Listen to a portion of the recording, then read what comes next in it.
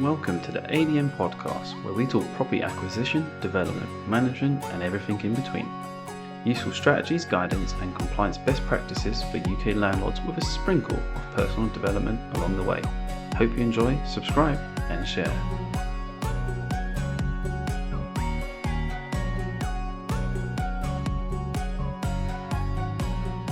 Today we're going to talk about the HMO licensing process and potentially how you can get caught out if you're not on top of the ball. So in the first instance, if you're brand new to the process, you probably want to find out where you have to go.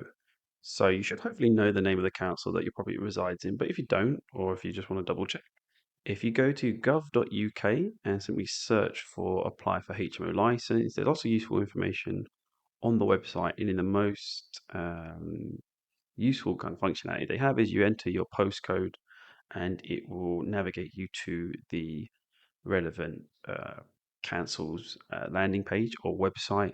Thereafter, you'll probably need to create an account if you've not got one already. So you're registered as an entity, not necessarily a landlord, but you may be registered for paying tax on there or whatever the scenario may be. But generally, you'll need to have a some sort of account with the local authority.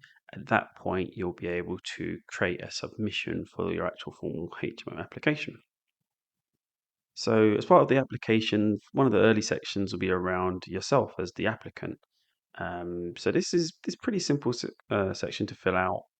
It really wants to know about the proposed license holder, which is likely just yourself.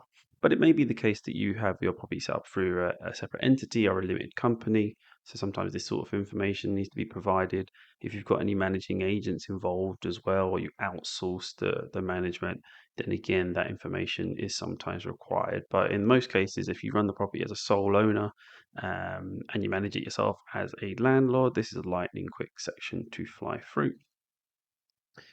The biggest and most detailed section that you need to fill out as part of the application is around the premises and the HMO details themselves. So you need to fill out the full address, obviously, of the property, in addition to sharing some of this supplementary information. So in the first instance, it's expected that you already have a detailed floor plan in place, and this will be attached further later down the line to the actual application itself. But that floor plan is super useful, as if you've got it populated correctly, you obviously know the volume of bedrooms, the sizes of the rooms, the number of smoke detectors, where the fire escapes are. So all of that information needs to be provided in some way, somehow, depending on the council application that you're going through. Information around the number of washing facilities, cooking areas, and generally around how you manage the property's upkeep and how you address tenants issues. Because remember, this is the licensing process isn't necessarily just focused on the planning permission side of things. It's more around making the property compliant, and in most part that is dependent on the management of the tenants and their health and safety, really. So just information around that is what you'll be expected to fill out in this section. The second part, really related to this, is giving information almost. I always see it as like there's the more information you put, the better. So it'll ask kind of very open-ended questions like how do you manage a scenario where your tenants escalate an issue? Now, obviously, you can probably answer that in a few words, but I always recommend, and this is what I do for myself, is I try and provide as much information as possible, because ultimately, on the other side of this application is a human being that is part of the HMO licensing team. And in the most part, you really want to come across like you know what you're doing, you're well informed, you're compliant and competent. So fill out as much information as possible. Obviously, you can do quick Googles around making sure you use the right words and terminology. In the best part, you'll know this information anyway, but obviously Google before if you need to. But yeah, try your best to come across as competently as you can in providing the information around how you manage different scenarios. So, for example, around how to address tenants' issues. It's around having potentially SLAs, so you look to respond to tenants within 24 hours. You notify tenants when you're going to visit the property. You go to visit the property to make sure that the upkeep is being maintained. You have local handymen that visit the property and manage any issues that are escalated. You may have insurance in place for white goods and appliances. Obviously, you'll have your gas engineer, your electrical engineer that also visit the property. If you've got a cleaning company, again, they will address some of the upkeep in addition to potentially being people, you can rely on them to do your inspections as well, especially if you're a remote landlord. So all of this sorts of information, it seems pretty simple, and it is pretty simple, the kind of the processes you have in place, but make it super obvious as part of your application that you know how to run a property, essentially. So make sure that information is there. Next section will be around the attachments. So in the most part, these probably need to be in place well before you actually submit the application. Now, interestingly, I found this with Birmingham councils, and I don't know if it is the process for every single council. It may be, but there is actually an option to essentially state that you will provide certain evidence in the future. So, for example, if you're waiting on a gas certificate to be sent to you or emailed to you by your gas engineer, and you still want to put the application through, in some case you can. How much remit and time you have, I guess, is subjective.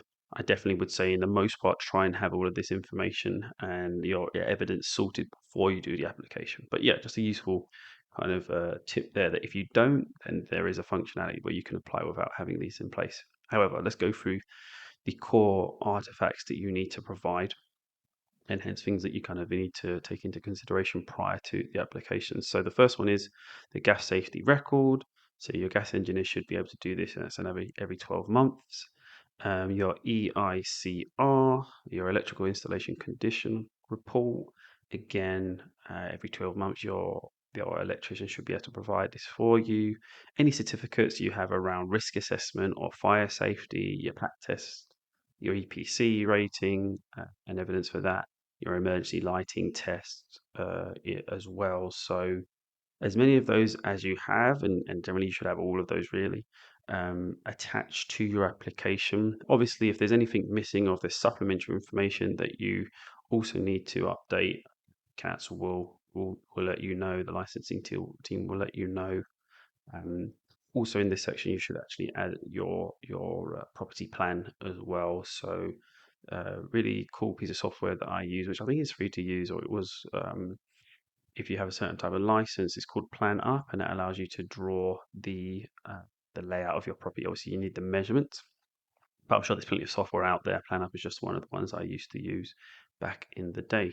So yeah, long story short, make sure you have all of those pieces of evidence, those artifacts in place and ready to go live and attached to your application. Final thing to really worry about as part of the application itself is the fees. So, like any government policy which relates to property, things do change a lot. So whether these numbers are going to be up to date this time next year, who knows? But generally speaking, regardless of council, it's around £1,100 for your traditional 5 people HMO, slightly more as you go up the scale in terms of volume of tenants is what I would say. But yeah, around £1,100, and that should be for a 5 year agreement period or license period. It is worth bearing in mind there are some circumstances where, particularly if you failed to comply with certain regulations that the council have stipulated, that they will actually offer you a reduced period of your license. So it could be as low as a single year. I guess where the expectation is this is almost a reduced period because they want you to be remediate certain issues you have with the property. But again, this sort of information would be shared with you by the council. But yeah, generally, if you've done anything correctly, you've not had any issues with your application or the property in general, and it's not got a negative history for any other reason, then you should be able to get a 5 year license for around £1,100.